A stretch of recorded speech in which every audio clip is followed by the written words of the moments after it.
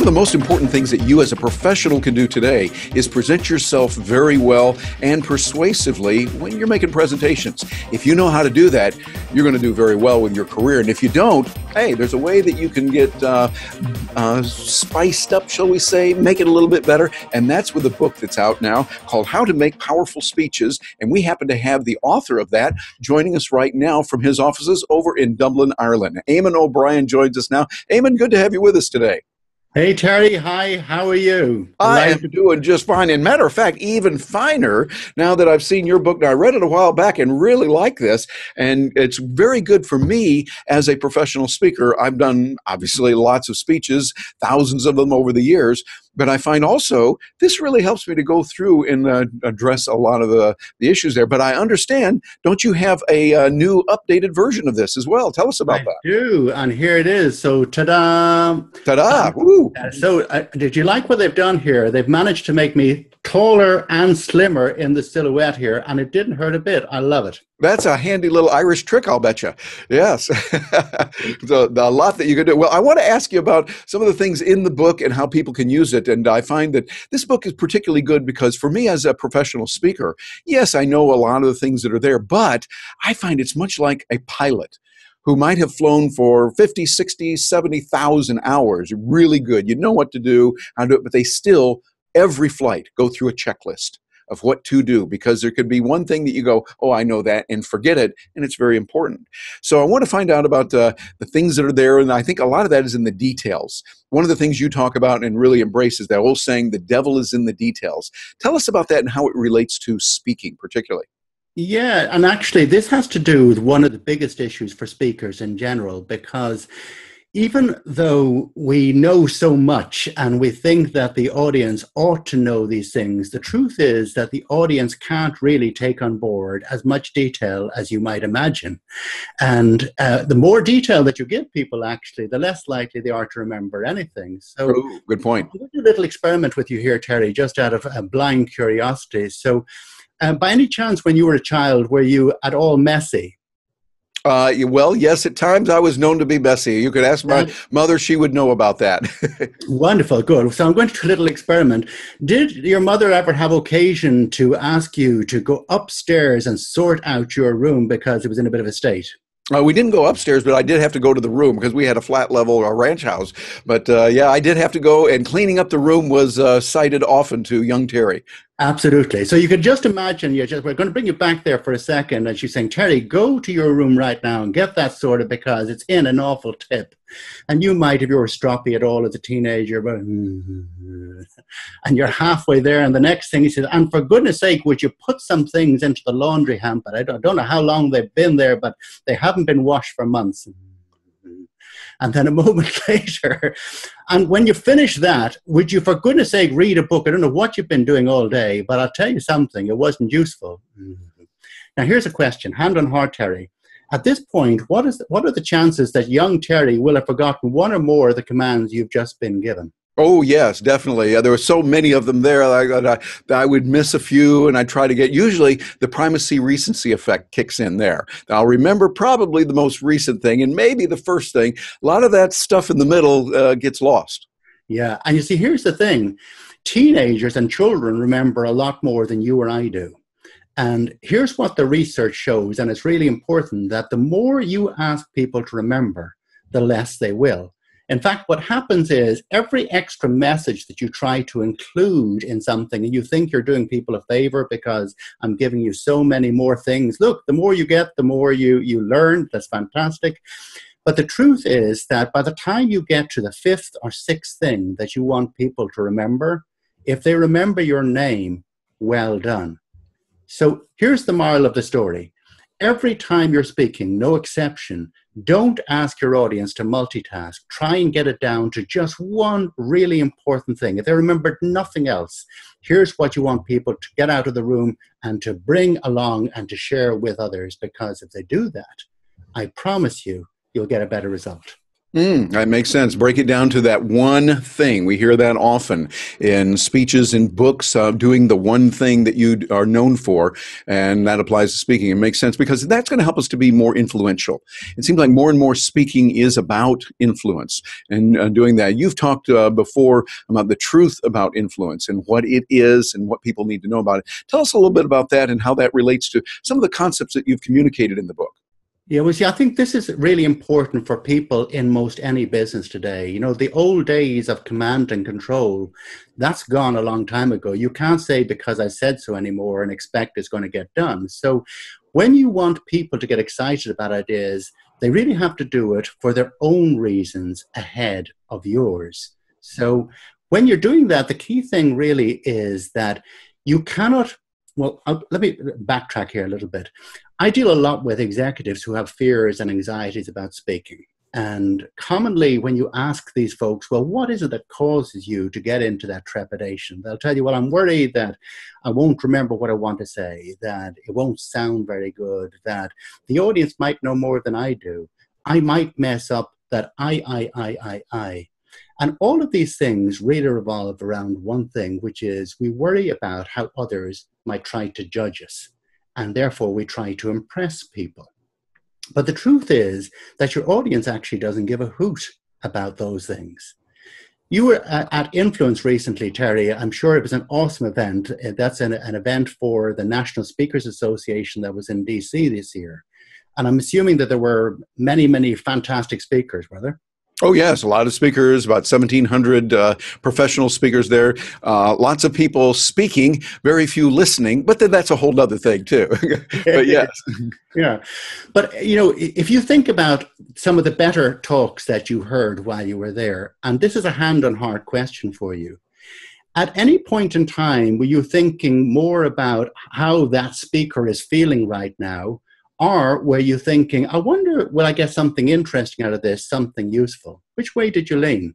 Well, obviously, I would look at it as what's the benefit for me? Well, how does that relate to my life? Matter of fact, there were some speakers I thought, I didn't really get much out of them because I was focusing on me rather than how that speaker felt. And that's the point. So the key thing here is that if you want to influence people, you need to do everything that you do from the stage, from their frame of reference and not yours. If you are speaking outer Swahili and I don't speak outer Swahili, nothing can happen. And here's the crux. No communication actually comes from you as a speaker. It must come from the audience because you're not trying to persuade yourself. And so the key here to influence is that you really want to enlist the audience to do things for their own reasons and not because you said so. Yes, that makes sense. Always look at it from their point of view. When we see what they want, find their motivation. But then that requires a little extra work. I've got to do my research. I've got to find out what's in it for them. I've got to get out of the natural way. It's one of the things I've talked about. I really appreciate you saying this. I've talked about it in a lot of the presentations I'll do, where I talk about the irony of the human experience. We breathe only for ourselves. We sleep only for ourselves. We're in our own little mind, and our intrapersonal communication, that's what they would, psychologists would call it, the intrapersonal communication. We're thinking about, what is that person thinking to me? Ooh, this is going on. Ooh, look at that over there. And you have to do that to remain alive. But the way we get ahead is by focusing on the other person. Get out of ourselves and focus on what are their needs. Where is that person hurting? And frankly, Eamon, I think our world would be a whole lot better, a lot less wars if we tried to see what's going on from the other person's point of view and empathize with them a little bit more, or at least from a broader picture. I think that's important. What are your thoughts? No, absolutely. And you see, here's the most important thing. You know, if you think about why people should give a hoot about whatever it is that you're going to share with them, the key thing is not to pay attention really to what is going on, but really why people should care about it. And so an easy way to think about that is any time you give a talk, always think about, well, what's the outcome? If the audience in front of me gets excited about this, how will that help them to feel they were better off when they left the room than when they came in? Yes, indeed. Thinking in that way, I think, is very good. Well, we only have a few moments left here, but I'm not going to let you get away without finding out about some of the virtues of the spit, polish, and elbow grease that you talk about, and let people know, particularly as that relates to speaking and what you're covering here in the book. I keep holding up this book. This is the older book, which is really good. Those of you watching this, do yourself a favor and get this. But now, The Eamon, new show us the version. new, updated, fancy schmancy version you've got.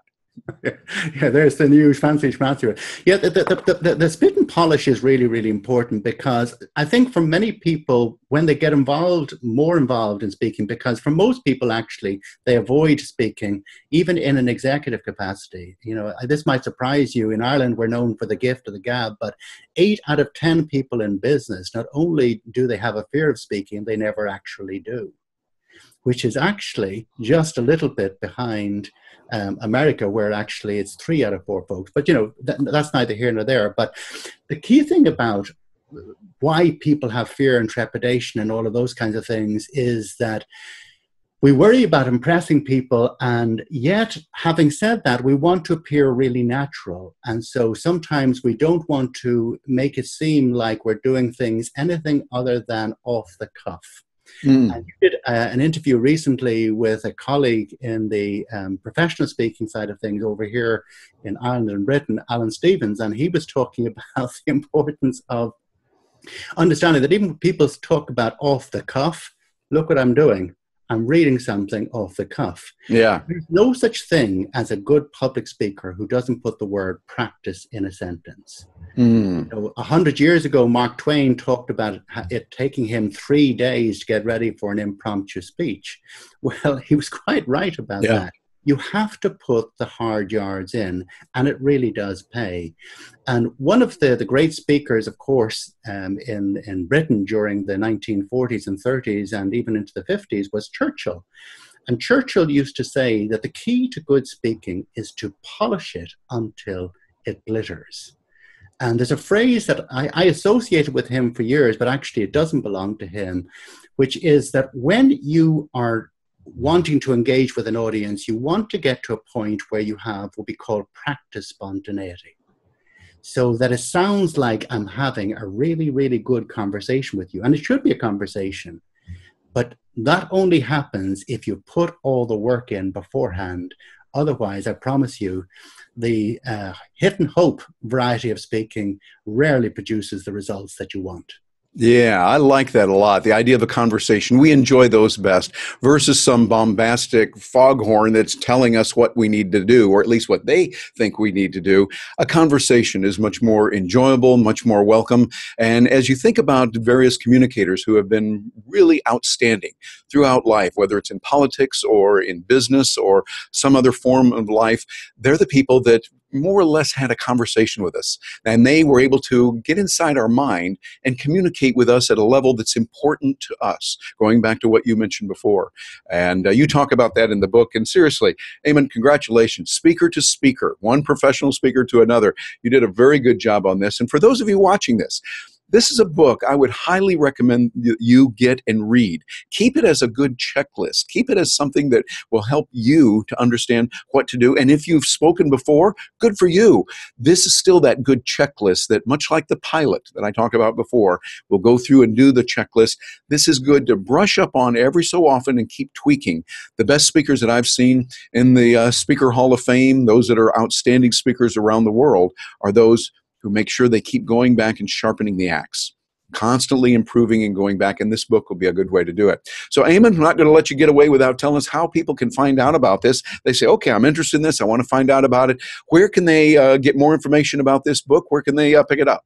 Well, you can get it on Kindle or you can get it on Amazon Books. So you can do either of those. So check it out. It's called How to Make Powerful Speeches, the second edition, and it's at a really, really good price. So do get yourself a copy. Very good. And you have a website also where people can find out more information about you. Tell us, what is that website?